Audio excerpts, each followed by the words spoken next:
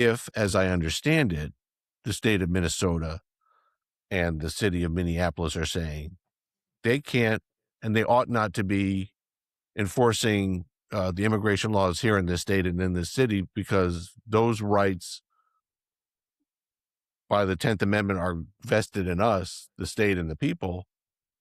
Not so fast, my friend, because the plain language again, 10th Amendment, the powers not delegated to the United States are given to the state and the people, but they have been delegated to the Constitution. There are federal laws, and the Constitution says, President, you have to take care that the laws be faithfully executed. Yeah.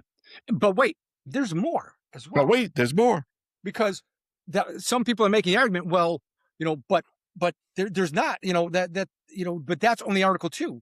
But let's take a look at Article 1, Section 8, where Congress, and that Article 1, Section 8 specifically states that Congress has the authority to establish uniform rules for naturalization, and that the case laws have been, that it was under Arizona versus the United States that they said that it's interpreted broadly to include, to have the federal government shall have exclusive control over immigration. Period. End of story. So there's two separate sections where you have Article 1, Section 8, saying that the issues regarding naturalization, Congress shall pass laws related to naturalization and immigration. Right. So they've already passed those laws under Section 18, U.S. Code. And then you have Article 2, Section 3, saying that the president shall faithfully execute those laws. So there's two separate spots where you have, just by the plain language of the Constitution, authority, where it's saying that the federal government has sole authority over this area. So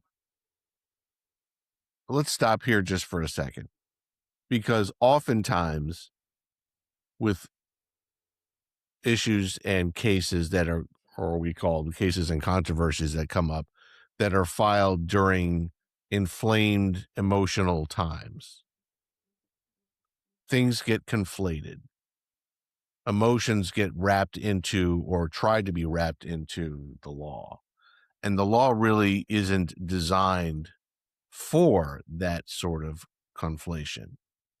So no one, and I mean this sincerely, whether you are on the very left of the political spectrum or on the very right of the political spectrum, it matters not one iota.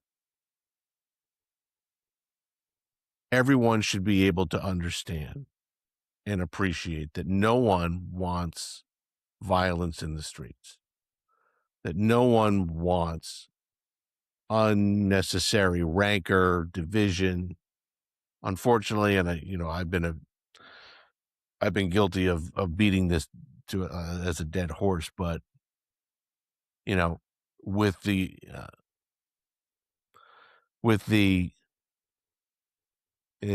inception of and proliferation. I really need to drink more of this.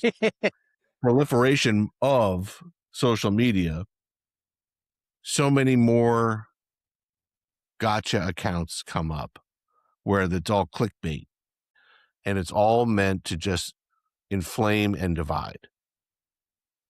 We as a nation really need to come together. And I'm going to get off my soapbox in a minute and get back to the special point, but I feel this is important to me to say. And it's also important, I believe, for Lou to say. All of this, of the inflamed passions that are being whipped up, and I think much of it artificially so, and perhaps on both sides of the political spectrum, we have laws on the books that need to be enforced. Period. We can talk about the laws and we can talk whether they should be this, that, the other. That's fine. We also must be concerned about the manner in which the laws are enforced, meaning obviously no one wants anyone violating the terms of the Fourth Amendment, as we talked about. We want them to violate terms of basic, what would we Human call rights. law enforcement etiquette and rights. But at the end of the day, all of those emotions and things, understand that they are just that. Everything's getting whipped up into a frenzy, and we are trying to remind everyone that this is about the law. So what does that say? And that's what we're trying to get to.